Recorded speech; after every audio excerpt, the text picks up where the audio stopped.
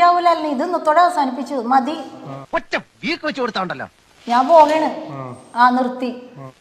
പോത്തിനോട് വേദം ഓതിയിട്ട് കാര്യമില്ലെന്ന് പറയുന്നത് ഇപ്പൊ മനസ്സിലായി. ഇനി ഒന്നിനും ഞാൻ ഉണ്ടാവൂല.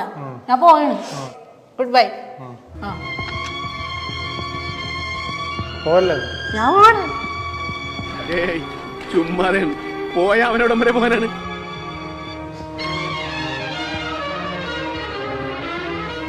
അപ്പൊ നിങ്ങൾ വന്നോളൂ, നീ വിഷമിക്കാണ്ടിരി. എനിക്കെന്ത് വിഷമം? എനിക്കൊരു വിഷമമില്ല.